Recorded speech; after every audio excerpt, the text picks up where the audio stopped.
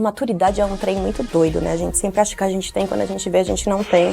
E eu continuo achando que eu ainda não tenho, apesar de ser muito mais madura do que antes. Que a maturidade hoje me faz te responder, que eu não consegui aprender naquele momento, mas a soma das pessoas que passaram na minha vida me fazem entender hoje que o meu maior ensinamento é saber que eu não tenho controle de nada.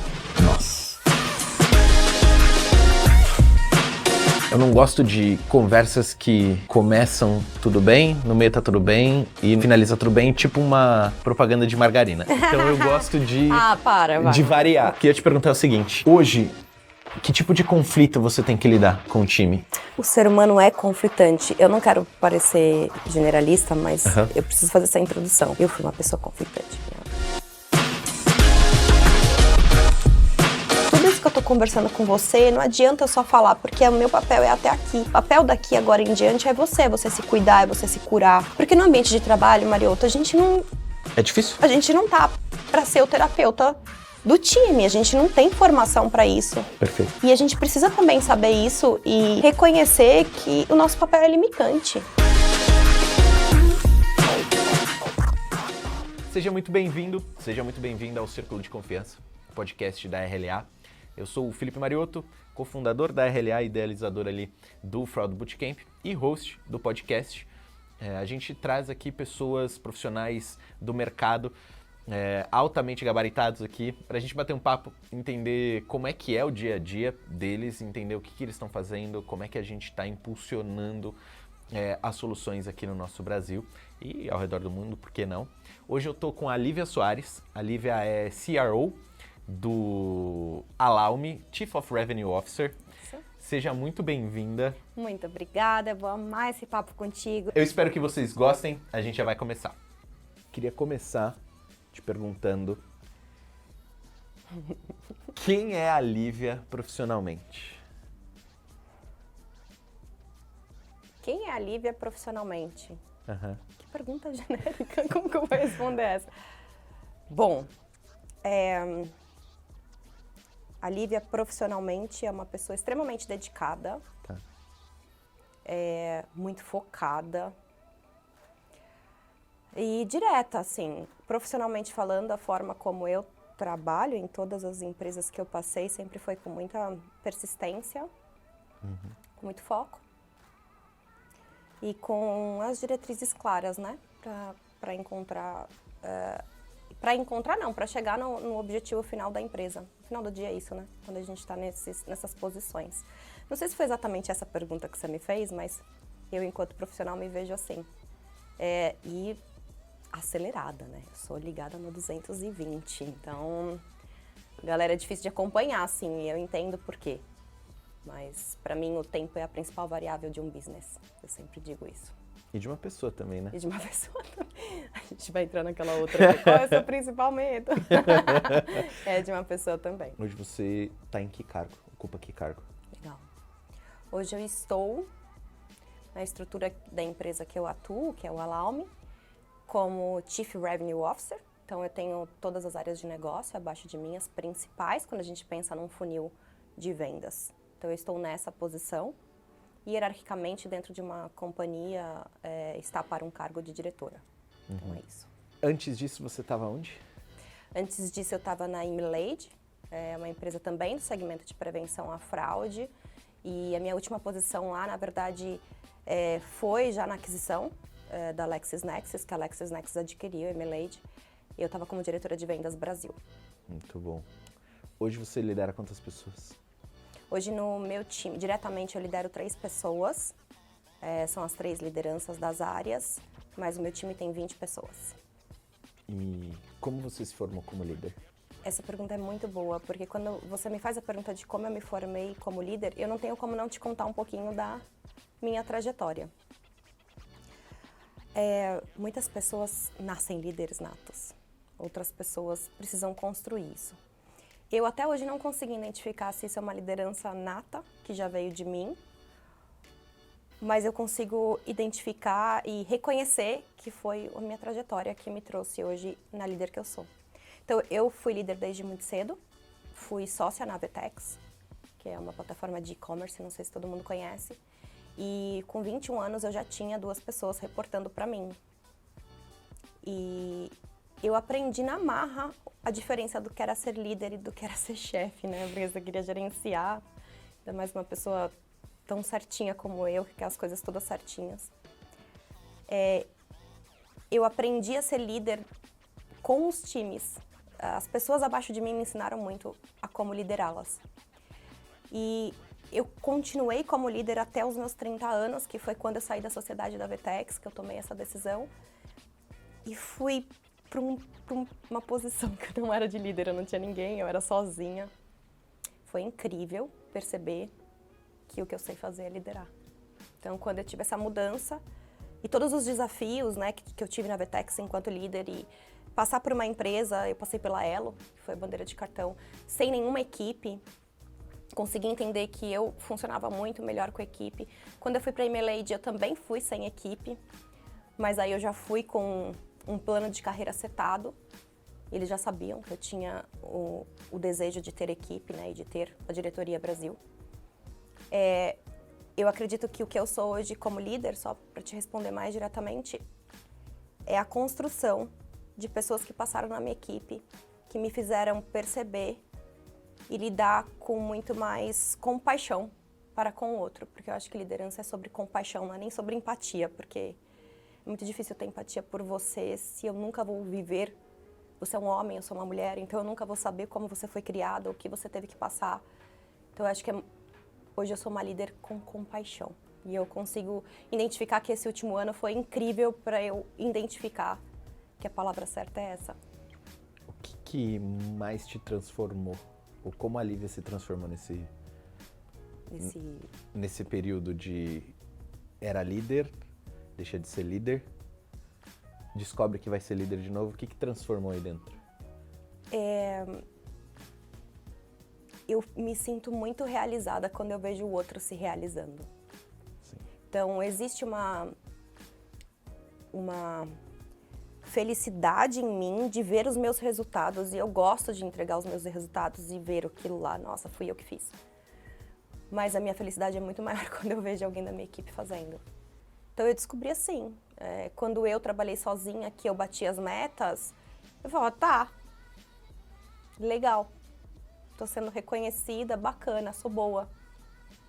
Mas não tinha aquela felicidade que eu tinha quando eu via na Vetex, por exemplo, um fechamento sendo feito no dia, porque eu fui do financeiro, depois eu conto um pouquinho, ou um M&A sendo concretizado, com todo mundo participando. Eu acho que é isso, é o realizar do outro que me abastece. E quando eu vejo, né, muita gente tem dificuldade de fazer essa transição porque está acostumada a controlar, e ainda mais com algumas características que você falou, que é, poxa, muito ativa, muito executora, né? Quer fazer as coisas acontecer com esse ímpeto muito grande. Eu vejo que muita gente que tem esse ímpeto, que tem essa vontade, tem esse conhecimento de falar, puxa, todas essas coisas a gente precisa fazer, a tendência é querer controlar para que todas essas coisas aconteçam. Como fazer essa transição de cuidar da coisa e aí parar de cuidar da coisa e cuidar da pessoa que cuida da coisa? E como foi para você? Foi muito dolorido. Foi extremamente dolorido, porque na Vetex, até 2015, eu cuidava de toda a operação financeira, né, FP&A, né, eu cuidava de toda a operação financeira da América Latina, e a Vetex estava expandindo para todos os outros países que hoje ela já se encontra. Eu tinha muita gente abaixo de mim, eu tinha o controle da empresa. E na própria Vetex eu fiz uma mudança já, então eu sofri a primeira grande... eu falo que a minha história ela aconteceu tão do jeito que deveria acontecer para eu talvez sofrer por etapas. Quando eu saí do financeiro da Vetex, lá a gente era convidado a construir outras áreas. E os sócios, obviamente, eu estava há muito tempo no financeiro, eu nunca tinha ido para frente do business. E aí chegou um determinado momento que a gente eu precisei fazer esse movimento, que foi para criar uma área de alianças, de parceria. Eu já senti essa falta de controle aí, porque imagina, eu era detentora de toda a informação da empresa. De repente, mesmo dentro de uma própria empresa, eu perdi esse controle. Eu fui de 25 pessoas na época para 2 estagiários, eram eu e 2 estagiários. Então eu já tinha sofrido isso. Quando eu fui para a Elo, eu sofri um pouco mais, porque a mudança, ela foi muito impactante em questão cultural. Cada empresa tem a sua cultura. E aí eu acabei tendo um choque maior de não entender por que as pessoas não faziam. Mais o choque cultural do que a necessidade de controle. Na Elo foi muito tranquilo, porque eu já tinha tido essa sensação na própria Vetex com a mudança diária. Então, acho que é isso, assim. E depois, quando eu fui para Email Age, eu só falava, não, eu não quero, eu quero minha equipe, eu quero equipe, porque... Né? Em algum momento, a sua segurança foi abalada ou a sua confiança foi abalada? Com certeza. Com certeza absoluta. Me leva para esse momento aí. Ele quer fazer um papo sentimental. Não, quero saber o que é que aconteceu. Nós somos seres humanos, então a partir do momento que a gente tem uma grande expectativa sobre algo, qualquer coisa que venha ao contrário daquilo que a gente tem de expectativa, ela nos fere. E que fique bem claro, hoje eu entendo que a responsabilidade é única e exclusiva da gente, a gente que cria a própria expectativa, né? Mas tiveram, poxa, eu estudei economia, eu sou formada em economia, então a minha carreira eu via ela na área financeira, sempre quis fazer parte de uma área de M&A, eu sempre quis estar nesse mundo. Então, quando eu troquei de área, para mim foi muito dolorido, assim, e era sobre a expectativa que eu tinha criado em relação à minha própria carreira. Mas, olhando o copo cheio, eu me redescobri, porque eu era uma pessoa extremamente agressiva, nova, né, desde cedo, com muito controle da informação, com muito acesso à informação, com muita autonomia, eu sempre tive muita autonomia. E eu sempre falava, nossa, eu não sou uma pessoa de pessoas, eu não vou conseguir conversar com Mariota, eu não vou conseguir conversar com... não sou uma pessoa de negócios. E eu me redescobri. Eu tenho uma pessoa muito próxima de mim que fala, o brilho no seu olho é incrível a mudança, você pode não achar que você foi feita para isso. Mas a Lívia do financeiro para a Lívia que é hoje, são pessoas completamente diferentes. Quem te ajudou nesse processo? Eu tive muitas ajudas. Nesse processo de mudança dentro da própria Vetex, a gente eram muitos sócios, então eu tive ajuda da Núbia, ajuda do Diego, que são os meus grandes amigos até hoje, ajuda da Alessandra. A Alessandra é uma pessoa que infelizmente faleceu de câncer. Essas pessoas me apoiaram demais naquele momento e mais do que isso, foram pessoas que me fizeram enxergar o copo cheio, porque é muito difícil quando você tem uma decepção assim, você conseguir...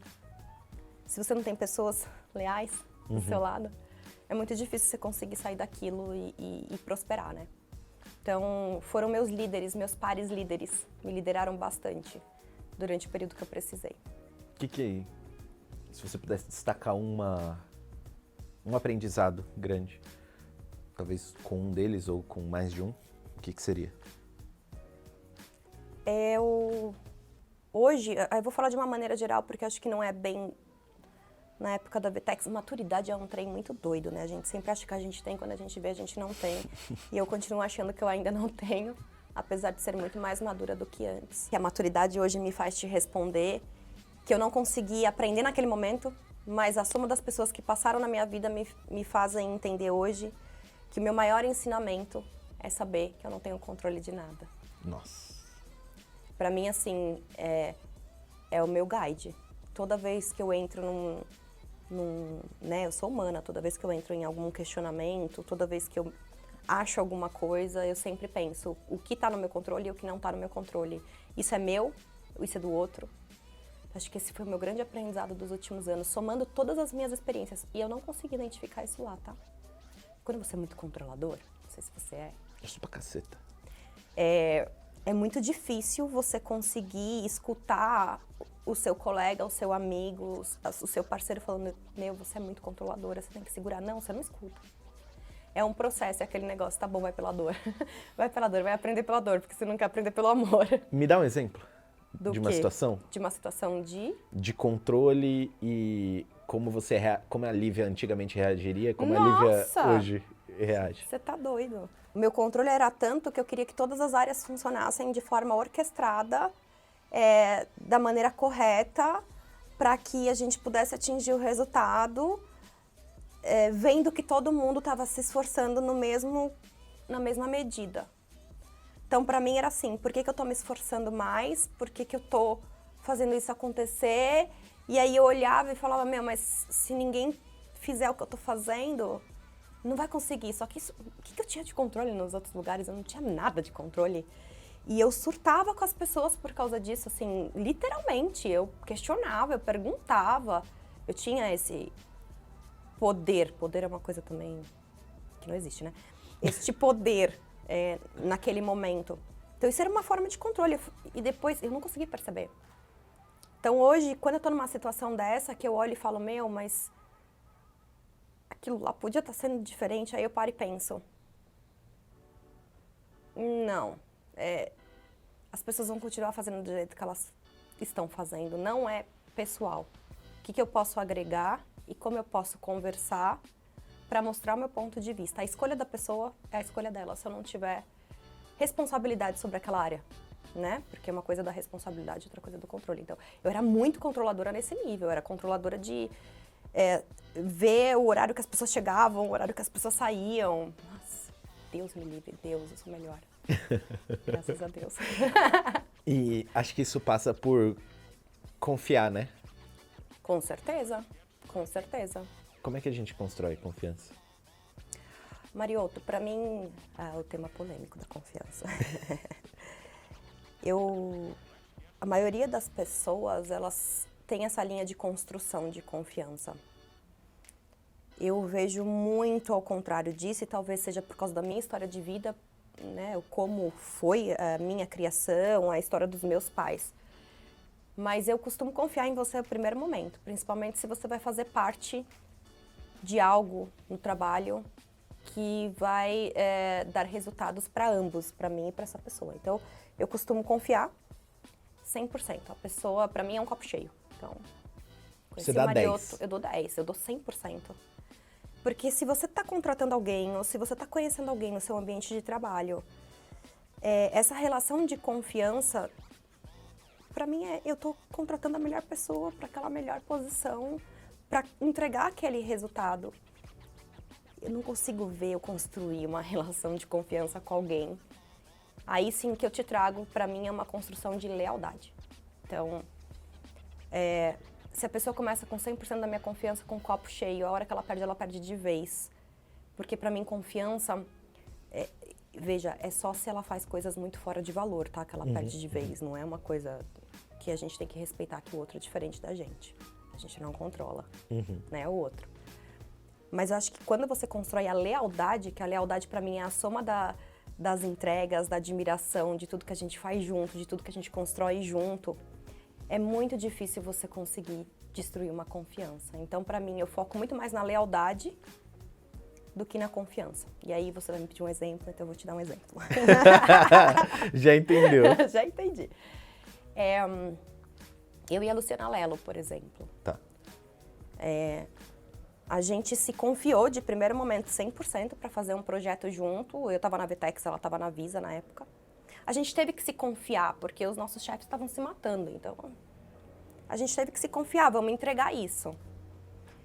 E a gente nunca perdeu a confiança uma na outra. O que a gente construiu foi uma lealdade incrível, assim, fora da curva, que hoje a gente é sócia de um projeto. Então, esse para mim é o exemplo clássico de você começar 100% confiando em alguém e terminar numa lealdade que vai ser muito difícil alguém quebrar. Alguém conseguir, sabe, destruir a relação que a gente tem. Antes da gente querer saber mais do projeto, mas antes disso,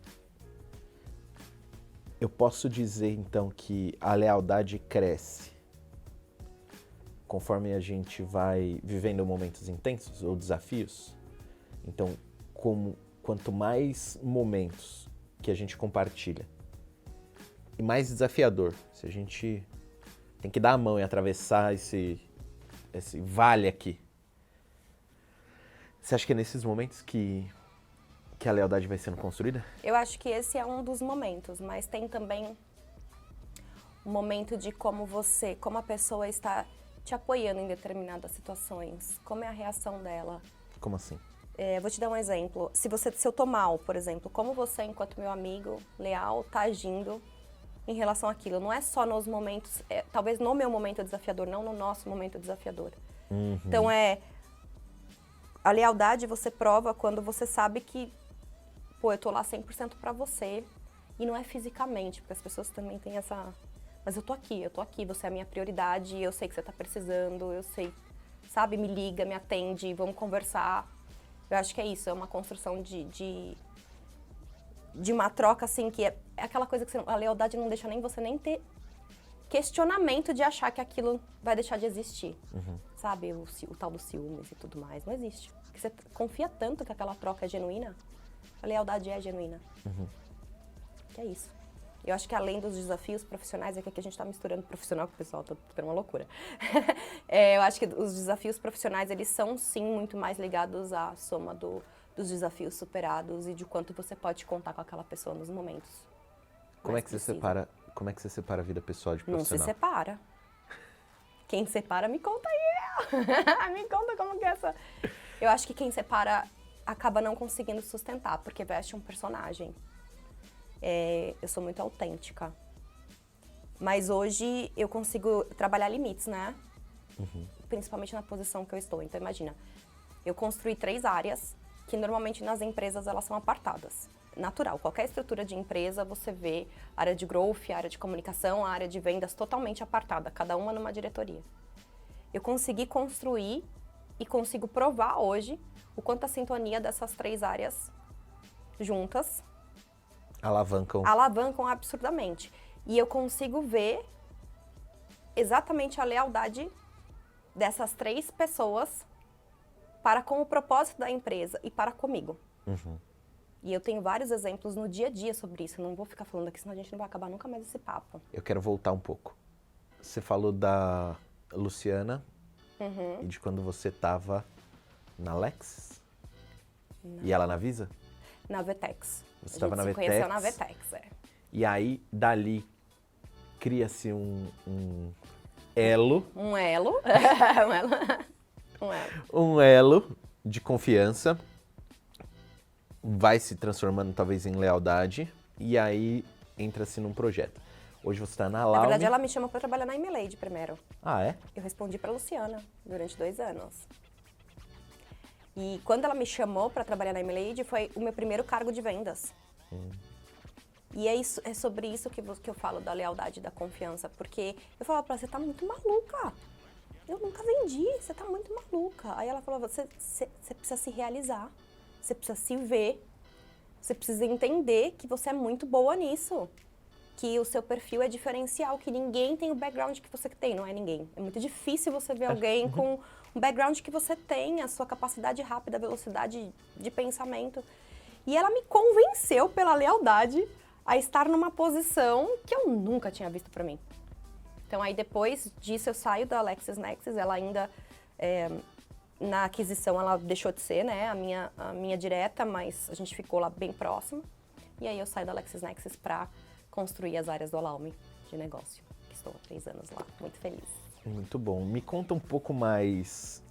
Vou te perguntar 2 coisas. Quero saber um pouco mais. E o projeto, né? Lógico. Quero saber um pouco mais do projeto e quero saber da Alaume. Hoje você se divide entre a Alaume e o projeto, é isso? É uma excelente pergunta. Hoje eu sou full time no Alaume. Uhum. O full time, né? Obviamente, horário comercial. Eu dou um apoio. A Lu hoje tem construiu a vida dela para que ela tivesse a possibilidade de estar full time na Risky Woman. Então eu dou o apoio, né? Eu sou muito mais a cofundadora e não tanto a executora, mas eu tô lá. A gente tem reuniões semanais, 2 vezes na semana.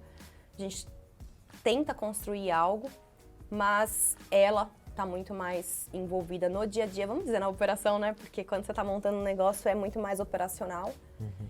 E eu fico muito mais como uma advisor lá o tempo todo pra gente tentar fazer acontecer. Mas a gente se divide muito bem, é muito complementar. Então, a gente é muito complementar, é surreal. O que é a Risky Woman? ou o Risky Risky Woman? Woman é o grupo, o projeto. Tá. O Risky Woman é um projeto que tem como objetivo unir, compartilhar e equalizar jornadas reais. Unir, compartilhar e equalizar jornadas reais das mulheres. A gente entendeu no mercado de prevenção à fraude isso desde quando a gente esteve nele, né? Porque eu entrei nesse mercado com a Lu. Nós éramos muito poucas. Sempre fomos muito poucas. E mais do que isso, quando você está numa posição comercial, você percebe que as decisões nunca são de mulheres, né? A gente tem isso, né? Vendendo projeto, vendendo o software, a gente sabe que a maioria das decisões estão em homem. Hoje em dia eu vejo isso muito diferente. A gente deu uma mudança aí, eu sinto, mas mesmo assim são muitos homens. Então esse grupo tem o intuito de conseguir trazer um lugar seguro para essas mulheres e para qualquer nível. Não é a mulher líder, é a mulher analista, é a mulher assistente, a mulher mãe, a mulher negra, todas elas que possam se sentir de alguma maneira representadas por alguém dentro do grupo, não é só sobre eu e Lu, e que a gente possa entregar possibilidades a elas, principalmente no que tange a coragem. Eu vou trazer isso, porque a mulher normalmente não tem muita coragem de se colocar em algumas situações, por conta da nossa sociedade, mas nós não vamos entrar neste assunto. Mas mais do que isso, o que a gente busca é equidade. Isso tem que ficar muito claro, porque tem muita gente que está muito cansada desse assunto, mas a gente busca a equidade. E a gente olha para o homem com a mesma amorosidade que a gente tem olhado para as mulheres, porque se você vê, vocês foram criados de uma maneira que talvez exigiram coisas de vocês também, que vocês têm um processo de dor de vocês também. Com certeza. E que traz a sociedade. Então, eu acho que traz isso tudo que a gente vê na sociedade. Então, pra gente é uma missão mesmo de equidade e de dar possibilidade a essas mulheres. Mas hoje eu tô full time no Alaume. Vamos falar do Alaume também? Vamos falar do Alaume. Eu tenho uma última pergunta sobre Risky Woman. Manda. Onde nasceu? O que motivou? Legal. O Risky Woman nasceu num evento. Quando isso? No Happy Hour. Foi antes da pandemia. Eu não me lembro se foi antes da pandemia. Acho que foi antes da pandemia. Um evento antes. Acho que foi. A ideia, né? Vamos se unir. Na verdade, não nasceu o nome Risky Woman. Vamos se unir. O ano passado, meu perfil é assim, tá? Eu subi no palco do evento com uma camiseta escrito Risky Woman. Eu não tava nem aí, tipo, não tava formado o grupo. Mas a gente já tinha essa intenção, eu e a Lu. A Lu ainda tava no mercado de trabalho, então a gente não conseguia, era full time as duas, né, trabalhando. E aí, quando ela tirou o sabático dela, ela voltou falando, eu vou tocar esse projeto. Eu falei, então, bora tocar esse projeto. Nossa. Eu vou estar aí contigo pra gente fazer acontecer. Então, o ano passado a gente subiu no palco, eu subi no palco, né, meio que pré-lancei um grupo de WhatsApp junto com a Lu. A Lu foi colocando mulheres lá dentro. E esse ano mesmo o Fraud Day deu a oportunidade da gente fazer o lançamento oficial com ela se dedicando 100% a esse propósito nosso. Hoje a gente no grupo tem mais de 300 mulheres, então a gente está muito feliz, porque foi muito rápido e foi orgânico, né? Sim. Boca a boca, orgânico. Então, estamos numa fase aí de tentar entregar o que todo esse grupo espera e com parcerias, inclusive, da RLA. Qual que é o desafio maior que essas mulheres enfrentam hoje? Eu acho que é a falta de um ambiente seguro para troca. Esse é o desafio maior. Confiar no ambiente. Confiar no ambiente. Poder escutar a outra. A gente nunca acha que as outras pessoas passam pelo que a gente está passando. A gente sempre acha que o que está acontecendo só acontece com a gente. E tá todo mundo vivendo uma guerra que ninguém faz a puta ideia, exato, né? Exato. E é o que eu faço paralelo. Às vezes vocês também, homens, não têm isso, sabe? Às vezes, eu não sei como funciona na relação de troca de vocês. Mas eu imagino que seja igual. São pessoas. A gente está falando de pessoas em primeiro lugar. Mas eu acho que o nosso papel é fazer com que essas mulheres tenham mais autoconfiança. Não é confiar na gente, é confiar nelas mesmas. Que é um processo super importante. Exato. Vou compartilhar contigo uma tese muito doida e aí a gente entra em Alaume. Eu acho que, observando um pouco de comportamento masculino de todo o meu crescimento e vendo como é que meus avós foram criados, nossos avós foram criados, nossos pais foram criados, eu ligo isso muito com esse ambiente seguro ou essa segurança de falar de emoção ou se abrir e tudo mais. Me parece que só acontece ou acontecia para homens no bar. O que eu percebo, Depois de beber, tá? Depois de beber. Claro.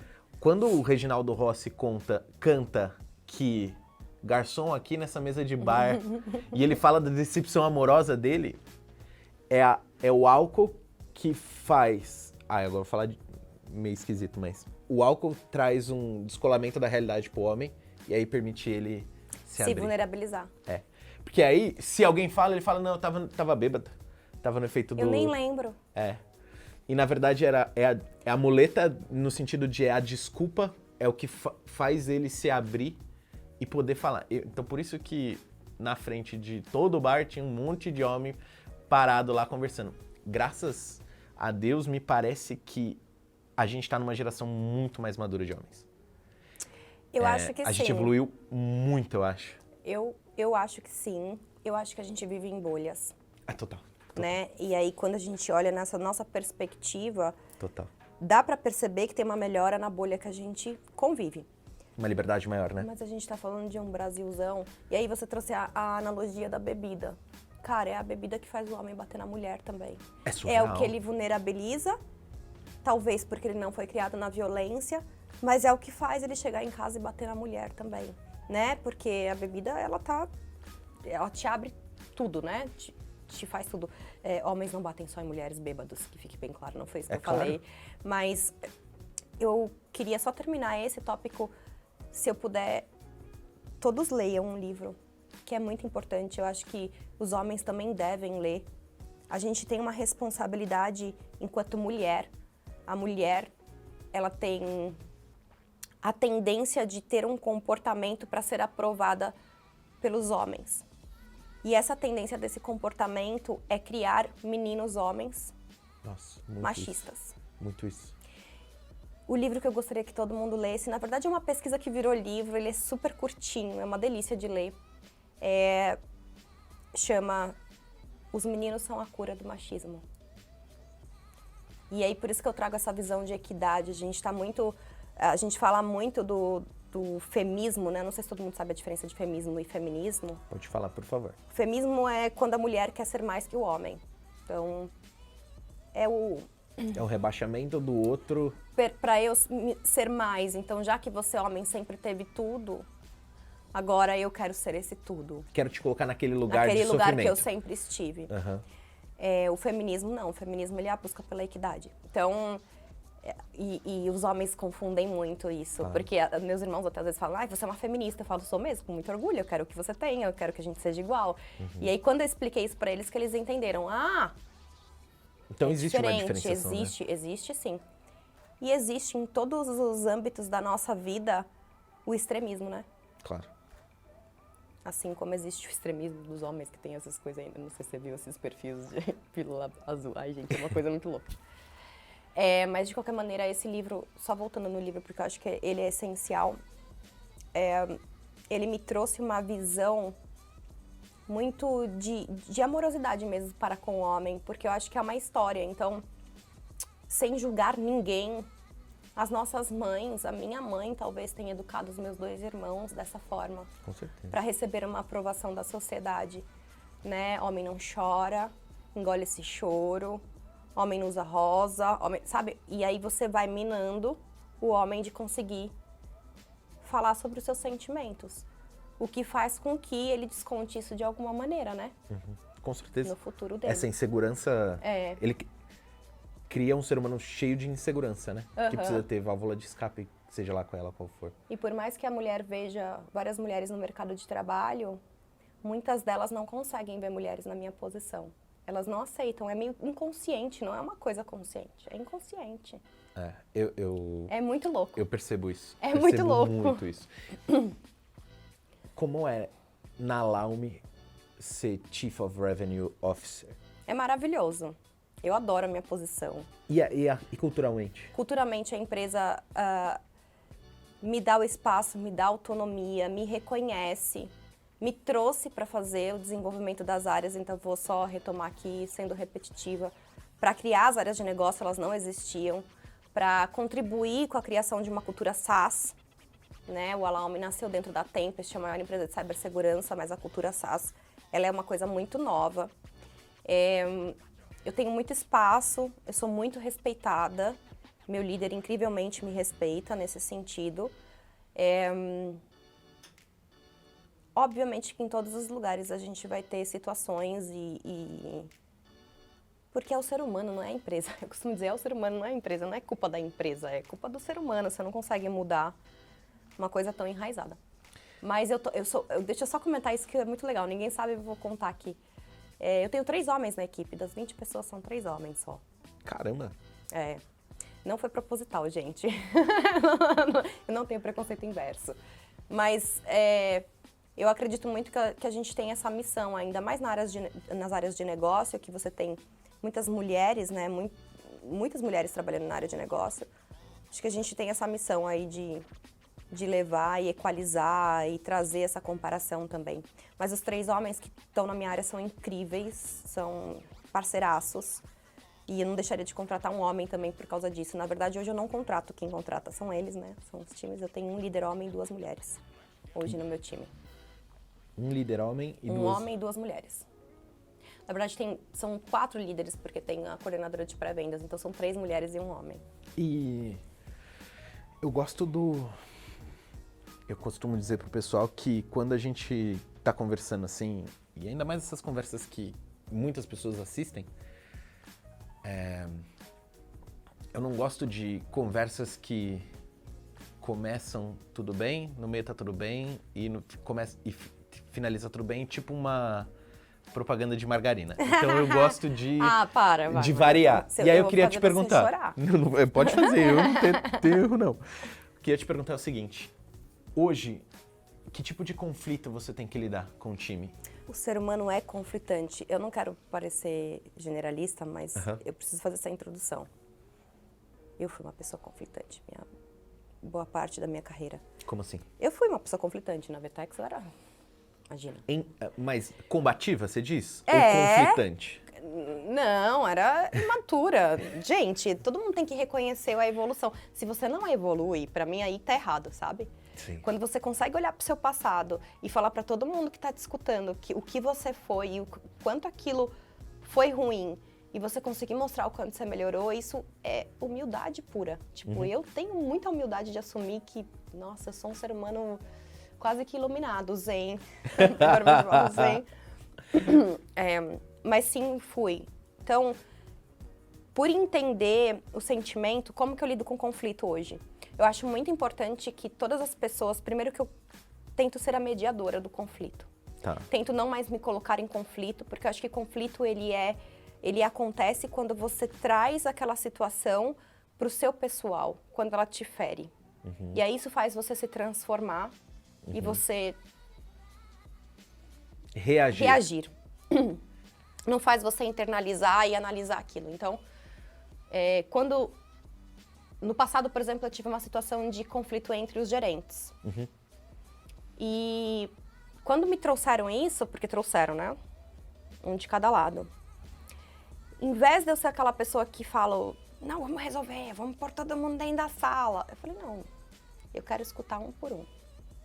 Escutei, entendi que a maioria deles estava com uma frustração interna que não ia resolver nada.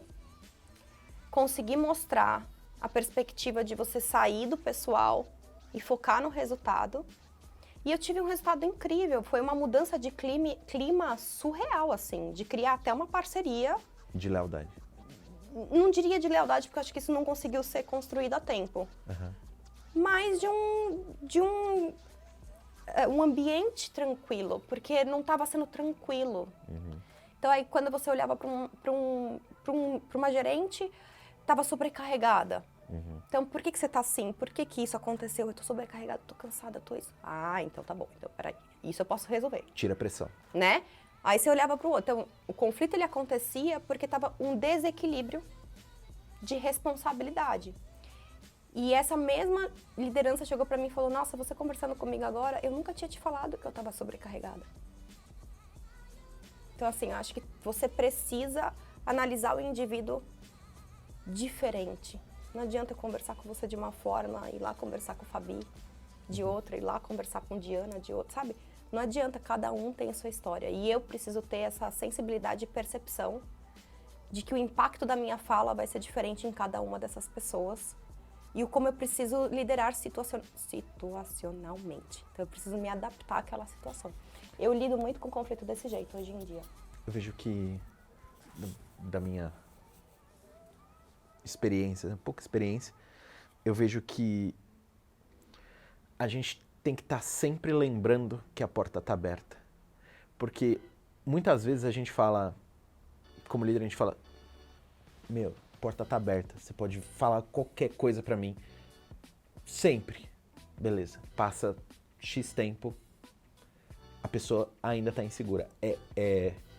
Sempre tem que ser reforçado, me parece hoje, que sempre tem que ser reforçado e provocado. Tô com a porta aberta. Mas você não concorda comigo que a gente não pode generalizar? Por que a gente não pode generalizar? Porque provavelmente perfis de pessoas que a gente precisa reafirmar o tempo todo são perfis de pessoas que tiveram uma história de vida... Traumática, talvez. Não diria trauma. Quando a gente pensa traumática, eu penso em coisas muito surreais, mas traumas que fizeram com que essa pessoa precisa ser reconhecida o tempo todo, precisa ser querida, quista o tempo todo, sabe? E é a delicadeza da gente perceber isso. A delicadeza, inclusive, da gente ter um ambiente seguro, de virar para a pessoa e falar: eu posso ir só até aqui. Tudo isso que eu estou conversando com você, não adianta eu só falar, porque o meu papel é até aqui. O papel daqui agora em diante é você se cuidar, é você se curar, é você olhar para a sua história para que você consiga ter uma melhora nessas situações. Porque no ambiente de trabalho, Mariotto, a gente não... É difícil? A gente não tá para ser o terapeuta do time, a gente não tem formação para isso. Perfeito. Então a gente tá enquanto líder e a gente precisa também saber isso e reconhecer que o nosso papel é limitante, né? Eu vejo que, por exemplo, a cultura de one-on-one é fantástica, fundamental. Esse é um momento que você consegue reforçar para a pessoa: porta aberta, vem falar, tô sobrecarregado, tô vivendo um negócio em casa, Então, o one-on-one me parece que facilitou muito, mas eu queria comentar um negócio, né? Eu comecei terapia por causa de mentoria, você acredita? É mesmo? Num processo de mentoria, eu tava tendo uma dificuldade de lidar com uma situação com o time, e aí o meu mentor falou: vai pra terapia. Mariotto, você sabe o que você tem que fazer. Você sabe exatamente o que você tem que fazer. Seu plano tá ótimo. Por que você não tá fazendo? E toda vez que eu falo contigo, você engole seco. É aquilo que você falou. Eu cheguei até aqui. Tá aqui o telefone de uma terapeuta. Vai lá falar com ela. E aí eu falei: putz, era isso que tava me travando. E aí, vamos tratar lá. Então hoje... E apesar de ter estudado psicologia 2 anos... Você estudou? Que legal! Fiz pós em psicologia. E mesmo assim, eu me peguei num processo de: uau, é alguma outra coisa que tá me impedindo de agir com o time do jeito que eu deveria agir. E... excepcional. Mudou, sou completamente outro profissional, muito mais livre para conversar, muito mais livre para, às vezes, cobrar mais, porque eu tinha uma dificuldade muito grande de lidar com conflitos. Você não era a pessoa que entrava, você pagava para não entrar num conflito, é isso? Pagava para entrar num conflito. Pagava para não entrar ou para entrar? Para não entrar. É o perfil mais difícil de trabalhar.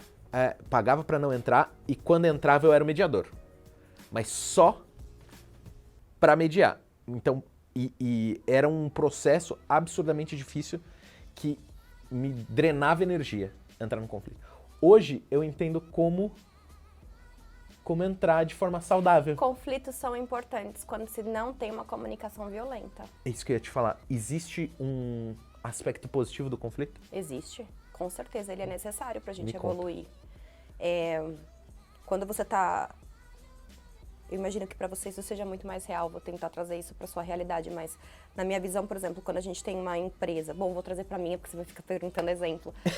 Se eu tenho, por exemplo, um conflito com o meu chefe, ou conflito com alguém do meu time, algum gestor, algum par, eu acho que o que a gente precisa fazer o conflito ele não pode ser visto como uma forma negativa, ele precisa ser visto como uma forma de construção para a gente conseguir atingir os resultados da empresa.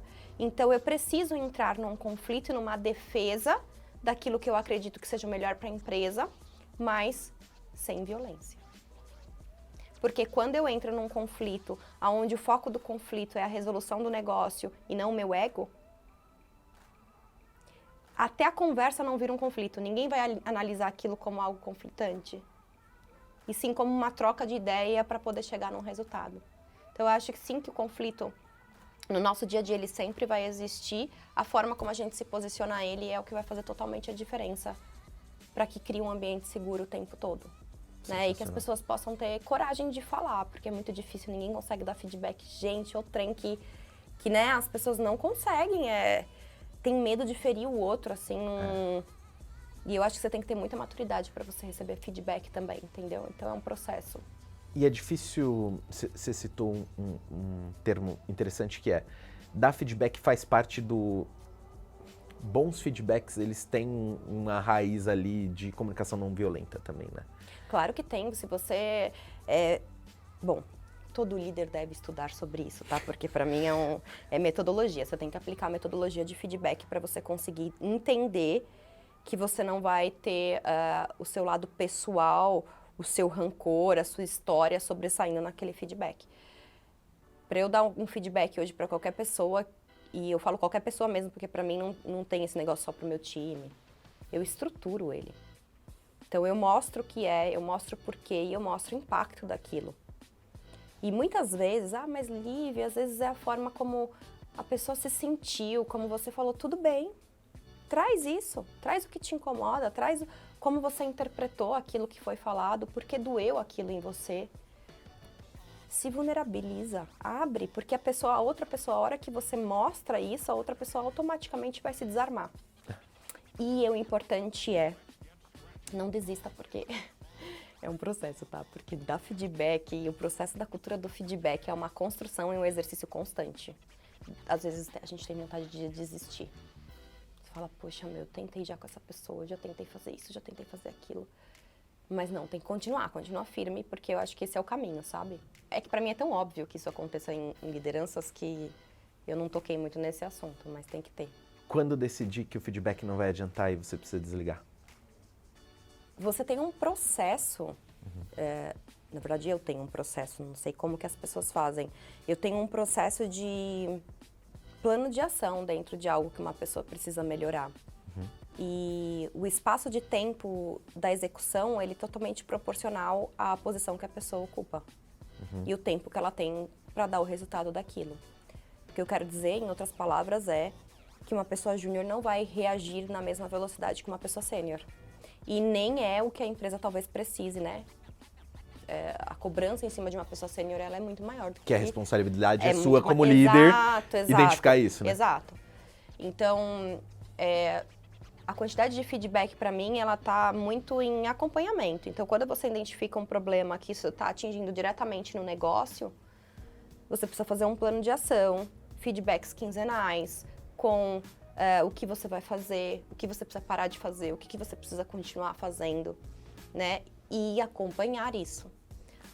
Se essa dinâmica desse plano de ação chegar na sua terceira, é que eu tô numa posição hoje que eu lido com pessoas mais sêniores.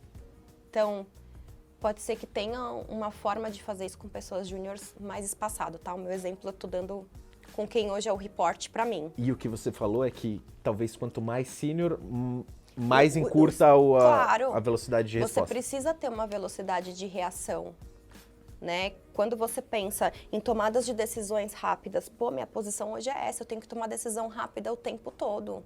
Se meu chefe vira para mim e fala, você não está fazendo algo certo, se eu demoro a reagir a isso, isso impacta diretamente no negócio da empresa e é a responsabilidade da minha posição. Então, eu preciso também ter a maturidade de entender aquilo. E eu faço a mesma coisa com os meus gerentes. Então, você tem isso para melhorar. E a gente vai acompanhar o resultado disso. Se você não conseguiu melhorar isso, infelizmente, eu não consigo, né? Você tem um resultado para entregar, então não vai dar. Eu acho que o espaço é curto, mas mesmo assim eu tento fazer isso de 1 mês e meio. Eu dou bastante tempo ainda. Porque a gente tem que levar em consideração toda a conjuntura da pessoa sempre. E eu sou uma pessoa muito humana.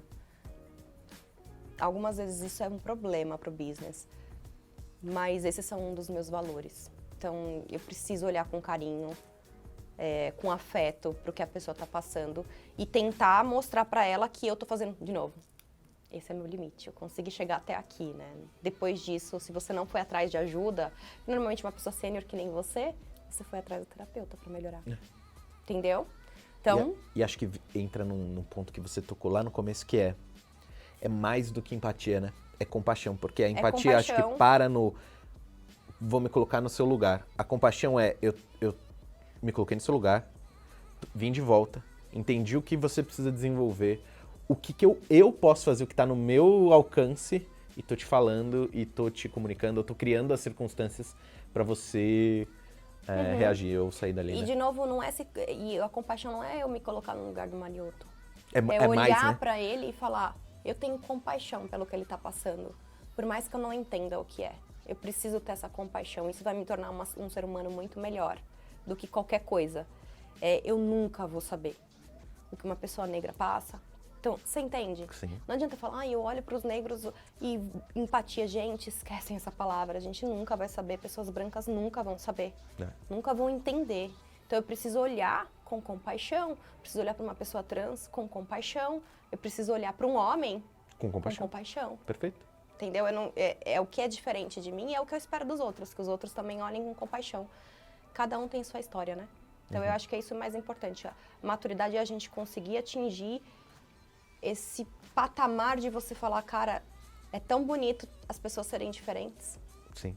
E serem diferentes de mim. E terem histórias que somam.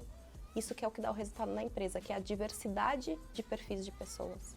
Eu adoro isso, Elisa, porque muitas vezes eu engajei em discussões desse contexto de é todo mundo igual. E eu acho que é o controle. É partir do lugar errado achar que todo mundo é igual. Somos todos seres humanos. Cara, isso daí beleza, isso aí é jardim de infância. Você entende que todo mundo é igual em termos de todo mundo é ser humano. O que a gente tem dificuldade é de lidar com o diferente. Claro. E é aí que mora a beleza. A beleza do negócio.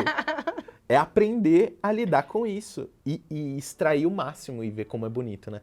Então, é muito mais entenda o diferente ou aprecie o diferente ao invés de tentar achar que todo mundo é igual. É mais do que isso, né? E a gente tem um senso de julgamento, né? A gente olha pro outro e fala, nossa, ele é um péssimo profissional. E você deve ter feito isso sua carreira a vida inteira. Eu fiz isso a carreira. Todo mundo faz isso, gente, né? Hoje eu consigo olhar e falar, nossa, o Marioto, ele não me agrada nisso. Mas em vez de eu olhar o que ele não me agrada, deixa eu ver o que ele é bom. O que me agrada, né? O que eu posso apreciar? Tipo, e o que eu vou aprender com Perfeito. ele? Porque ele tem uma história, uma forma de lidar com as coisas. Nossa, eu tenho muito isso com meu chefe, na verdade, esse é o melhor exemplo de todos. O Guga é um cara extremamente tranquilo. Imagina, a gente é o oposto, assim, na energia, no 220. Ele é tranquilo e talvez seja a forma como ele foi educado, mas ele foi um cara que fez total diferença nesse meu processo, porque eu consegui sugar isso dele. Eu acho que ele nem sabe, ele vai ouvir, ele nem sabe. Eu consegui sugar isso dele de uma maneira tão natural. Então, normalmente, nosso cérebro funciona. Nossa, meu chefe é um chato. Nossa, meu chefe é isso. Nossa. Não, eu foquei no que ele era bom e falei, nossa senhora, toda vez que eu entrar numa call com ele, ou toda vez que eu estiver conversando com ele, eu quero poder ser mais isso dele. E ficar prestando atenção, né? E falando, mais olha isso como dele. ele reagiu isso. Exato, exato. Porque eu acho que essa é a troca genuína, sabe? Da sua evolução enquanto ser humano e enquanto líder também. Liderar, é um desafio atrás do outro. E agora, achei interessante que você falou do Google. O que vocês estão focados hoje? Legal. A gente, né, é uma plataforma de proteção de identidade e a gente tem um foco muito grande de tornar o Alaume a melhor plataforma de prevenção e proteção de identidades digitais, né? Então, quando a gente pensa aí no momento do Alaume, é o melhor momento que a gente está vivendo. A gente tem muita gente utilizando a ferramenta hoje. Nós temos um produto diferenciado no mercado, porque ele é um produto que vem sendo construído há bastante tempo, ele tem uma história bonita. A gente tem mais de 148 milhões de devices na base, o que permite a gente conseguir construir o nosso sonhado efeito rede da área de prevenção à fraude. A gente tem a análise do dispositivo como sendo foco, mas a gente acredita em camadas, então a gente tem tentado construir, entregar para o mercado produtos em camadas para que o nosso cliente não tenha esse trabalho do lado dele. Então, por exemplo, o Alaume Bill, que foi um dos nossos lançamentos aí super surpreendentes, foi bem na época que o Liveness estava, nossa, todo mundo querendo Liveness. Pessoal, pelo amor de Deus, Liveness é autenticação, não é prevenção à fraude, pelo amor de Deus. E aí a gente pegou exatamente esse ensejo, tá todo mundo ofertando ferramenta de Liveness. O cliente não tem condições ou velocidade de fazer um fluxo inteligente do lado dele, não tem. Empresas grandes são muitas áreas, tá todo mundo virando Liveness sem inteligência. Não, vamos criar um produto de Liveness com inteligência. Então, o nosso é um produto que tem camada da análise do dispositivo, que é sim prevenção à fraude, eu previno fraude com dispositivo, somado a uma autenticação. Então, a gente já entrega isso pronto para o cliente, para ele conseguir fazer uma única integração, por exemplo, né? Não ter o esforço de criar aqueles fluxos, que hoje é o que vocês mais do que ninguém sabem, é o maior desafio de um gestor de prevenção à fraude, é conseguir colocar inteligência de camada e orquestrar as soluções. O que a gente costuma dizer, e eu acho que a solução de vocês talvez caminhe, pelo menos eu vejo vocês se posicionando nessa seara, para mais do que prevenir fraude, é como criar produtos e serviços seguros. É como aprovar, é como... É isso. Né? A gente é pró-business, né? Então, todos os outputs que aquele gestor precisa gerar com a contratação do Alaume, a gente consegue sustentar. Então, você precisa aprovar mais, a gente vai te ajudar. Você precisa prevenir fraude, a gente vai te ajudar. Você precisa fazer uma economia e gestão de fluxo, a gente vai te ajudar. Você precisa comprovar um ROI, a gente vai te ajudar. Né? A gente vai sentar com você, a gente vai fazer isso acontecer juntos para comprovar um ROI. Dentro de tudo isso, a gente ainda tem expertise. Depois o pessoal vai conhecer aí o Fernando Bariento, que é o Head de Professional Services. A gente tem expertise de um time que acompanha o cliente. Para fazer tudo isso acontecer. Eu considero, assim, depois de 3 anos que eu vim para construir essas áreas, eu tô muito feliz. Maria, você não tem noção como eu tô realizada, assim. Que eu tô vendo tudo em pé, que eu tô vendo tudo funcionando, que a gente tem esse posicionamento, que o Alaume saiu de uma marca nada conhecida porque ela é. E eu sei que isso é o mérito meu e do meu time, que construiu isso, que fez isso acontecer. O produto, o time de produtos, o time de engenharia, todo mundo trabalha muito alinhado e muito em parceria. E o ambiente do Alaume, fazendo uma analogia agora em toda a nossa conversa, que foi uma conversa muito mais sentimental do que de business, é um ambiente seguro, é um ambiente gostoso. É aquele lugar que você fala, tá bom, eu vou levantar, vou acordar e vai ser muito legal. Eu não tenho que, sabe... Não vai chutando latinha pro trabalho, né? E às vezes, assim, de novo, vai ter dia outro, a gente é ser humano, vai ter dia outro que a gente tá bravo, vai ter dia outro que não tá de saco cheio. Mas quando você olha e vê parceria acontecendo, você fala, cara, bora junto, vamos fazer isso aqui acontecer.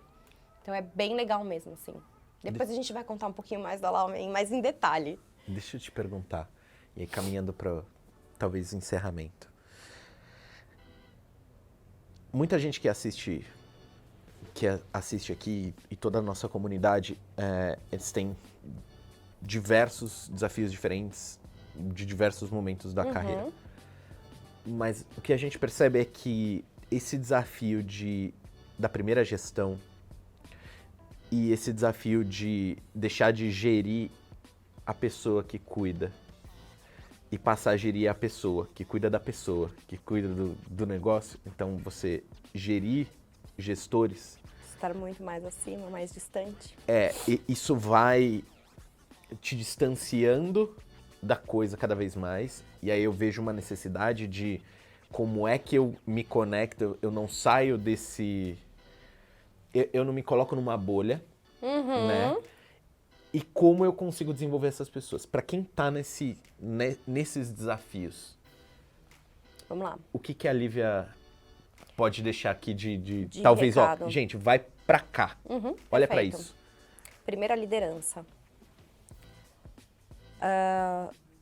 Começando com a frase clichê. Se o conselho fosse bom, a gente não dava. Que é já pra se eximir do negócio. Não, mas é porque é aquela coisa, a mesma responsabilidade que eu tenho como líder, eu tô te direcionando. Claro. A sua escolha é escolher o que você quer seguir de caminho. Então, primeira liderança. Se eu pudesse olhar pra trás, e de novo, é questão de maturidade, é questão da sua idade, é questão, você pode ser novo, você pode ter um potencial enorme, te deram uma equipe.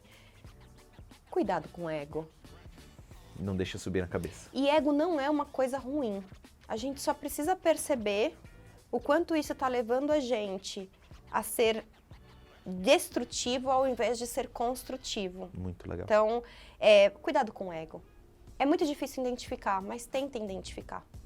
Um líder trabalha para o time, não pelo time, que é outra diferença. Né? O que a gente costuma cometer na primeira liderança é a gente quer fazer tudo.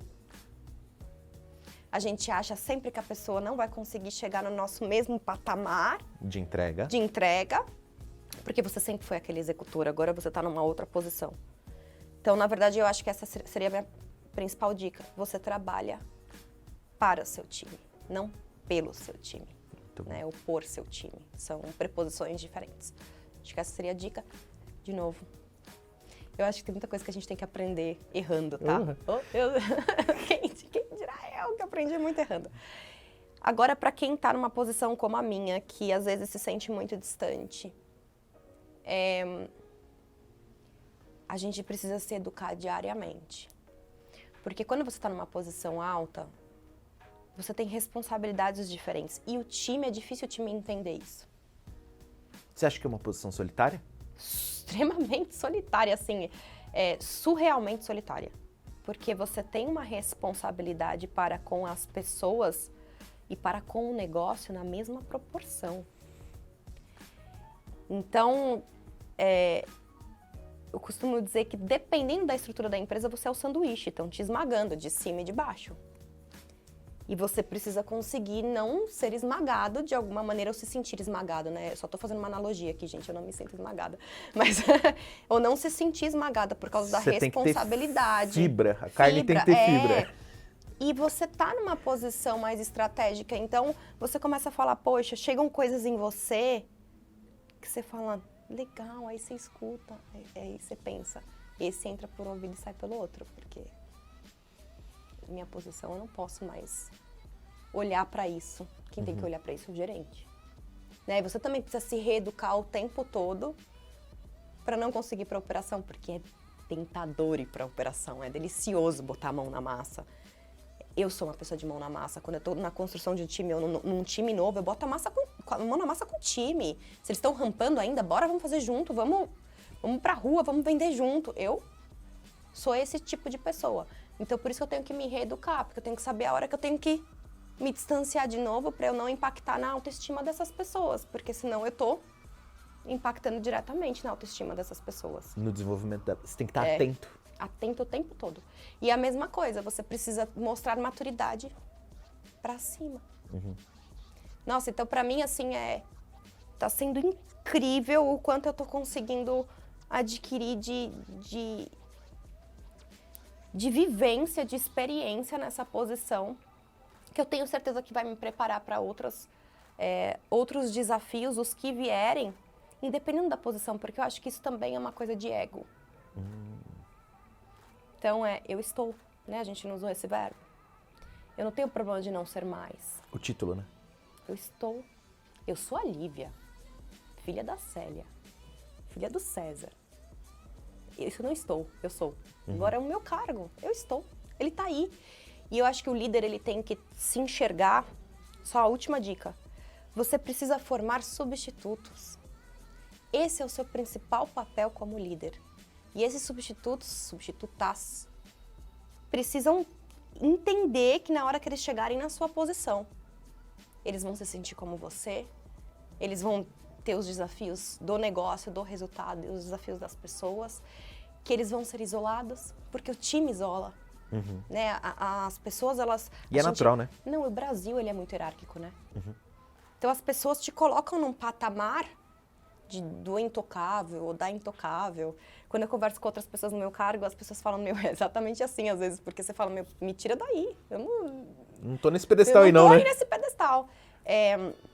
Mas eu acho que é o meu papel. Entendeu? Não é a responsabilidade delas. Eu preciso quebrar esse paradigma. Acho que os líderes precisam quebrar esses paradigmas. Que é o que tá no seu controle. Intocável. Exato. Ai, que fechamento ótimo. Que é aquilo que eu posso controlar.